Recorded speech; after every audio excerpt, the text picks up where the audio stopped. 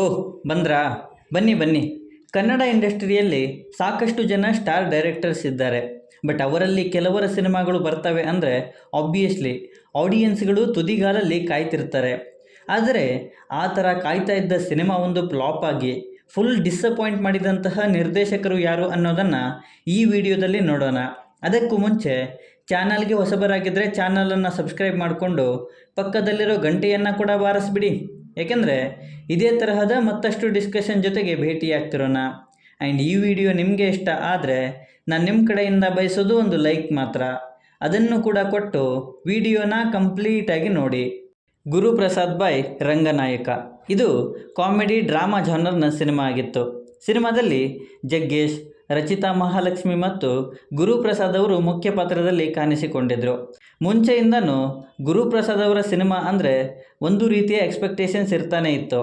ಯಾಕೆಂದರೆ ಅವರ ಮಠ, ಎದ್ದೇಳು ಮಂಜುನಾಥ ಮತ್ತು ಡೈರೆಕ್ಟರ್ ಸ್ಪೆಷಲ್ ಸಿನಿಮಾಗಳು ಆ ರೀತಿಯ ಎಕ್ಸ್ಪೀರಿಯನ್ಸ್ನ ಕೊಟ್ಟಿದ್ವು. ಆ್ಯಂಡ್ ಅದರಿಂದನೇ ಆಫ್ಟರ್ ಲಾಂಗ್ ಟೈಮ್ ಜಗ್ಗೇಶ್ ಮತ್ತು ಗುರುಪ್ರಸಾದ್ ಅವರ ಕಾಂಬಿನೇಷನಲ್ಲಿ ಸಿನಿಮಾ ಅನೌನ್ಸ್ ಆದಾಗ ಆಬ್ವಿಯಸ್ಲಿ ಎಕ್ಸ್ಪೆಕ್ಟೇಷನ್ ಜಾಸ್ತಿನೇ ಆಗಿದ್ವು. ಬಟ್ ಸಿನಿಮಾ ರಿಲೀಸ್ ಆಗಿ ತುಂಬಾ ಡಿಸಪಾಯಿಂಟ್ ಮಾಡ್ತು. ಯೋಗರಾಜ್ ಭಟ್ ಬಾಯ್ ಕರಟಕ ದಮನಕ ಇದು ಆ್ಯಕ್ಷನ್ ಡ್ರಾಮಾ ಸಿನಿಮಾ ಆಗಿತ್ತು. ಸಿನಿಮಾದಲ್ಲಿ ಶಿವರಾಜ್ ಕುಮಾರ್, ಪ್ರಭುದೇವ್, ಪ್ರಿಯಾ ಆನಂದ್ ಮತ್ತು ನಿಶ್ವಿಕಾ ನಾಯ್ಡು ಅವರು ಮುಖ್ಯ ಪಾತ್ರದಲ್ಲಿ ಕಾಣಿಸಿಕೊಂಡಿದ್ದರು. ಯೋಗರಾಜ್ ಭಟ್ ಅವರ ಸಿನಿಮಾ ಅಂದರೆ ಆಡಿಯನ್ಸ್ಗಳು ಕಣ್ಣು ಮುಚ್ಚಿ ಥಿಯೇಟರ್ಗಳಿಗೆ ಹೋಗ್ತಾ ಇದ್ದ ಕಾಲ ಒಂದಿತ್ತು. ಬಟ್ ಇತ್ತೀಚೆಗೆ ಅವರು ಸಾಕಷ್ಟು ಸಿನಿಮಾಗಳನ್ನು ಅವರ ರೇಂಜ್ಗೆ ತಕ್ಕ ಹಾಗೆ ಕೊಡ್ತಾ ಇಲ್ಲ ಅನ್ನೋದೇ ಬೇಸರ ಅನ್ನಬಹುದು. ಆ್ಯಂಡ್ ಆ ಲಿಸ್ಟಲ್ಲಿ ಕರಟಕ ದಮನಕ ಕೂಡ ಒಂದು. ಇಬ್ಬರು ಸ್ಟಾರ್ ನಟರು, ಅವರನ್ನು ಹೇಗೆ ಬೇಕೋ ಹಾಗೆ ಯೂಸ್ ಮಾಡ್ಕೊಳ್ಬಹುದಿತ್ತು. ಬಟ್ ಆ ವಿಚಾರದಲ್ಲಿ ಯೋಗರಾಜ್ ಭಟ್ರವರು ಸ್ವಲ್ಪ ಹಿಂದಕ್ಕೆ ಉಳ್ಕೊಂಡ್ರು ಅಂತ ಹೇಳ್ಬೋದು. ಆ್ಯಂಡ್ ಕರ್ನಾಟಕ ದಮನಕ ಮೇಲೆ ಇದ್ದ ಎಕ್ಸ್ಪೆಕ್ಟೇಷನ್ಸನ್ನು ರೀಚ್ ಮಾಡೋದಕ್ಕಾಗದೆ ಈ ಸಿನಿಮಾ ಫ್ಲಾಪ್ ಆಯಿತು. ಆ್ಯಂಡ್ ಅದರಿಂದನೇ ಯೋಗರಾಜ್ ಭಟ್ ಅವರು ಫುಲ್ ಡಿಸಪಾಯಿಂಟ್ ಮಾಡಿದರು ಅಂತ ಹೇಳ್ಬೋದು. ಆರ್ ಚಂದ್ರುಬಾಯ್ ಕಬ್ಜಾ ಆ್ಯಕ್ಷನ್ ಥ್ರಿಲ್ಲರ್ ಸಿನಿಮಾ ಇದು. ಉಪೇಂದ್ರ, ಕಿಚ್ಚ ಸುದೀಪ್, ಶಿವರಾಜ್ ಕುಮಾರ್ ಅವರು ಮುಖ್ಯ ಪಾತ್ರದಲ್ಲಿ ಕಾಣಿಸಿಕೊಂಡಿದ್ದರು. ಅದರಲ್ಲೂ KGF ರೇಂಜಿಗೆ ಈ ಸಿನಿಮಾ ರಿಲೀಸ್ಗೂ ಮುಂಚೆ ಹೈಪನ್ನು ಕ್ರಿಯೇಟ್ ಮಾಡಿತ್ತು. ಆ್ಯಂಡ್ ಮೇಕಿಂಗ್ ಮತ್ತು ಪ್ರೆಸೆಂಟೇಷನ್ ವೈಸ್ ಸಿನಿಮಾ ಚೆನ್ನಾಗಿಯೇ ಇತ್ತು. ಬಟ್ ಆ ಪ್ರೆಸೆಂಟೇಷನ್ ಜೊತೆಗೆ ಕಥೆ ಇಡೋದನ್ನು ಆರ್ ಚಂದ್ರು ಅವರು ಮರ್ತಿದ್ರೇನೋ. ಆ್ಯಂಡ್ ಅದರಿಂದನೇ ಕಬ್ಜಾ ಸಿನಿಮಾ ರಿಲೀಸ್ಗೂ ಮುಂಚೆ ಪ್ಯಾನ್ ಇಂಡಿಯಾ ಲೆವೆಲಲ್ಲಿ ದೊಡ್ಡ ಸದ್ದನ್ನು ಕ್ರಿಯೇಟ್ ಮಾಡಿದರೂ ಕೂಡ ರಿಲೀಸ್ ಆದ ಮೇಲೆ ಅಷ್ಟೇ ಡಿಸಪಾಯಿಂಟ್ ಮಾಡ್ತು. ಆ್ಯಂಡ್ ಅದರಿಂದನೇ ಆರ್ ಚಂದ್ರು ಅವರು ಕೂಡ ಕಬ್ಜಾ ಸಿನಿಮಾದಿಂದ ತುಂಬಾ ಡಿಸಪಾಯಿಂಟ್ ಮಾಡಿದರು ಅಂತ ಹೇಳ್ತೀನಿ. ದುನಿಯಾ ಸೂರಿಬಾಯ್ ಬ್ಯಾಡ್ ಮ್ಯಾನರ್ಸ್ ಇದು ಆ್ಯಕ್ಷನ್ ಥ್ರಿಲ್ಲರ್ ಜಾನರ್ನ ಸಿನಿಮಾದಲ್ಲಿ ಅಭಿಷೇಕ್ ಅಂಬರೀಷ್, ಪ್ರಿಯಾಂಕಾ ಕುಮಾರ್, ರಚಿತಾ ರಾಮ್ ಅವರು ಮುಖ್ಯ ಪಾತ್ರದಲ್ಲಿ ಕಾಣಿಸಿಕೊಂಡಿದ್ದರು. ದುನಿಯಾ ಸೂರಿ ಅವರ ಸಿನಿಮಾ ಅಂದರೆ ಅದರಲ್ಲಿ ಹೊಸತನ ಇರುತ್ತೆ. ಅದರಲ್ಲೂ ಸಮಾಜಕ್ಕೆ ಬೇಕಾಗಿರುವಂತಹ ವಿಷಯವನ್ನು ಎತ್ಕೊಂಡು ಅವರು ತಮ್ಮದೇ ಸ್ಟೈಲಲ್ಲಿ ನಮಗೆ ನಾಟುವ ಹಾಗೆ ಸಿನಿಮಾನ ಪ್ರೆಸೆಂಟ್ ಮಾಡ್ತಾರೆ. ಆ್ಯಂಡ್ ಬ್ಯಾಡ್ ಮ್ಯಾನರ್ಸ್ ಅನೌನ್ಸ್ ಆದಾಗ ಅದೇ ರೀತಿಯ ಹೋಪ್ ಇತ್ತು. ಬಟ್ ಸಿನಿಮಾ ರಿಲೀಸ್ ಆದ ಮೇಲೆ ದುನಿಯಾ ಸೂರಿಯವರ ಸಿನಿಮಾನ ಇದು ಅನ್ನೋ ರೀತಿಯಲ್ಲಿ ಸಿನಿಮಾನ ಪ್ರೆಸೆಂಟ್ ಮಾಡಿದರು.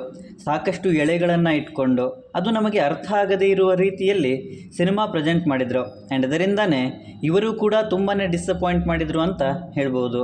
ಸಿಂಪಲ್ ಸುನಿಬಾಯ್ ಅವತಾರ ಪುರುಷ 2 ಫ್ಯಾಂಟಸಿ ಹಾರರ್ ಸಿನಿಮಾ ಆಗಿತ್ತು ಇದು. ಶರಣ್, ಶ್ರೀನಗರ ಕಿಟ್ಟಿ ಮತ್ತು ಆಶಿಕಾ ರಂಗನಾಥ್ ಅವರು ಈ ಸಿನಿಮಾದಲ್ಲಿ ಮುಖ್ಯ ಪಾತ್ರದಲ್ಲಿ ಕಾಣಿಸಿಕೊಂಡಿದ್ದರು. ಆಲ್ರೆಡಿ ಬಂದ ಅವತಾರ ಪುರುಷದ ಪಾರ್ಟ್ 1ನಿಂದ ಒಂದು ಮಟ್ಟಿನ ಹೈಪನ್ನು ಕ್ರಿಯೇಟ್ ಮಾಡಿದರು. ಬಟ್ ನಂತರ ಬಂದಂತಹ ಅವತಾರ ಪುರುಷ ಪಾರ್ಟ್ 2 ಅಷ್ಟೇನು ಸದ್ದು ಮಾಡೋದಕ್ಕಾಗಲಿಲ್ಲ. ಆ್ಯಂಡ್ ಎಕ್ಸ್ಪೆಕ್ಟೇಷನ್ಸನ್ನು ಇಟ್ಟುಕೊಂಡಂತಹ ಆಡಿಯನ್ಸ್ಗಳು ಸಿಂಪಲ್ ಸುನಿ ಅವರಿಂದ ತುಂಬಾ ಡಿಸಪಾಯಿಂಟ್ ಆದರು. ವಿ ಹರಿಕೃಷ್ಣ ಬಾಯ್ ಕ್ರಾಂತಿ ಇದು ಆ್ಯಕ್ಷನ್ ಡ್ರಾಮಾ ಸಿನಿಮಾ ಆಗಿತ್ತು. ದರ್ಶನ್ ಮತ್ತು ರಚಿತಾ ರಾಮ್ ಅವರು ಈ ಸಿನಿಮಾದಲ್ಲಿ ಮುಖ್ಯ ಪಾತ್ರದಲ್ಲಿ ಕಾಣಿಸಿಕೊಂಡಿದ್ದರು. ಅನೌನ್ಸ್ ಆದಾಗಿನಿಂದಲೂ ಕೂಡ ಈ ಸಿನಿಮಾ ದೊಡ್ಡ ಮಟ್ಟದ ಹೈಪನ್ನು ಕ್ರಿಯೇಟ್ ಮಾಡಿತ್ತು. ಆ್ಯಂಡ್ ದರ್ಶನ್ ಅವರ ಸಿನಿಮಾ ಅಂದಮೇಲೆ ಅದು ಕಾಮನ್ ಕೂಡ ಆಗಿತ್ತು. ಬಟ್ ಹರಿಕೃಷ್ಣ ಅವರು ಡೈರೆಕ್ಷನ್ ಮಾಡ್ತಾರೆ ಅಂದಾಗ ಯಜಮಾನ ಸಿನಿಮಾ ನೆನಪಾಗ್ತಿತ್ತು ಆ್ಯಂಡ್ ಅದರ ಸಕ್ಸಸ್. ಬಟ್ ಈ ಸಿನಿಮಾದಲ್ಲಿ ಅದು ಆಗಲಿಲ್ಲ. ರಿಲೀಸ್ಗೂ ಮುಂಚೆ ಸಿನಿಮಾ ಸಾಕಷ್ಟು ಕಾಂಟ್ರವರ್ಸಿಗಳನ್ನು ಕೂಡ ಮಾಡಿಕೊಂಡಿತ್ತು. ಆ್ಯಂಡ್ ರಿಲೀಸ್ ಆದ ಮೇಲೂ ಕೂಡ ಹಾಗೇ ಆಯಿತು ಅಂತ ಹೇಳ್ಬೋದು. ಆ್ಯಂಡ್ ಅದರಿಂದ ಹರಿಕೃಷ್ಣ ಅವರು ಕೂಡ ಆಡಿಯನ್ಸ್ಗಳನ್ನು ತುಂಬಾ ಡಿಸಪಾಯಿಂಟ್ ಮಾಡಿದರು. ಪವನ್ ಕುಮಾರ್ ಬಾಯ್ ಧೂಮಮ್ ಇದು ಆ್ಯಕ್ಷನ್ ಥ್ರಿಲ್ಲರ್ ಜಾನರ್ನ ಸಿನಿಮಾ ಆಗಿತ್ತು. ಫಹದ್ ಫಾಜಿಲ್ ಮತ್ತು ಅಪರ್ಣಾ ಬಾಲಮುರಳಿ ಅವರು ಈ ಸಿನಿಮಾದಲ್ಲಿ ಮುಖ್ಯ ಪಾತ್ರದಲ್ಲಿ ಕಾಣಿಸಿಕೊಂಡಿದ್ದರು. ಪವನ್ ಕುಮಾರ್ ಅವರ ಸಿನಿಮಾ ಅಂದಾಗ ನಮಗೆ ನೆನಪಾಗೋದು ಲೂಸಿಯಾ, ಯೂಟರ್ನ್ ಅಂತಹ ಸಿನಿಮಾಗಳು. ಆ್ಯಂಡ್ ಅವರ ನೆಕ್ಸ್ಟ್ ಸಿನಿಮಾ ಯಾವುದು ಅನ್ನೋದನ್ನು ಆಡಿಯನ್ಸ್ಗಳು ತುದಿಗಾಲ ಮೇಲೆ ನಿಂತ್ಕೊಂಡು ಕಾಯ್ತಾ ಇದ್ದರು. ಧೂಮಮ್ ಅನೌನ್ಸ್ ಆದಾಗ ಇದ್ದ ಎಕ್ಸ್ಪೆಕ್ಟೇಷನ್ಸು ರಿಲೀಸ್ ಆದ ಮೇಲೆ ಎಲ್ಲ ಕೂಡ ಉಲ್ಟಾ ಬಲ್ಟಾ ಆಗಿತ್ತು. ಪವನ್ ಕುಮಾರ್ ಅವರ ಒಂದು ಝಲಕ್ ಕೂಡ ಸಿನಿಮಾದಲ್ಲಿ ಇರಲಿಲ್ಲ. ಪ್ರೆಸೆಂಟೇಷನ್ ಕೂಡ ಪೂವರ್ ಆಗಿತ್ತು.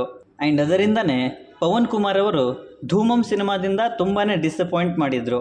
ಸೊ ಇವಿಷ್ಟು ನನ್ನ ಲಿಸ್ಟಲ್ಲಿ ಇದ್ದ ಕನ್ನಡದ ಸ್ಟಾರ್ ಡೈರೆಕ್ಟರ್ಸ್ ಮತ್ತು ಹೋಪನ್ನು ಕೊಟ್ಟು ತುಂಬಾ ಡಿಸಪಾಯಿಂಟ್ ಮಾಡಿದಂತಹ ಸಿನಿಮಾಗಳ ವಿಡಿಯೋ. ಸೊ ಈ ಸಿನಿಮಾಗಳಲ್ಲಿ ಅಥವಾ ಈ ಡೈರೆಕ್ಟರ್ಸಲ್ಲಿ ನಿಮ್ಮ ಫೇವ್ರೆಟ್ ಸಿನಿಮಾ ಮತ್ತು ಡೈರೆಕ್ಟರ್ ಯಾರು ಅನ್ನೋದನ್ನು ಕೆಳಗಡೆ ಬರೆದು ತಿಳಿಸಿ. ಮತ್ತು ಈ ವಿಡಿಯೋ ನಿಮಗೆ ಇಷ್ಟ ಆಗಿದ್ದರೆ ದಯವಿಟ್ಟು ನನ್ನ ಚಾನಲನ್ನು ಸಬ್ಸ್ಕ್ರೈಬ್ ಮಾಡಿಕೊಂಡು ಸಪೋರ್ಟ್ ಮಾಡಿ. ಕೊನೆಯಲ್ಲಿ ಸಿಗ್ತಾ ಇರೋಣ.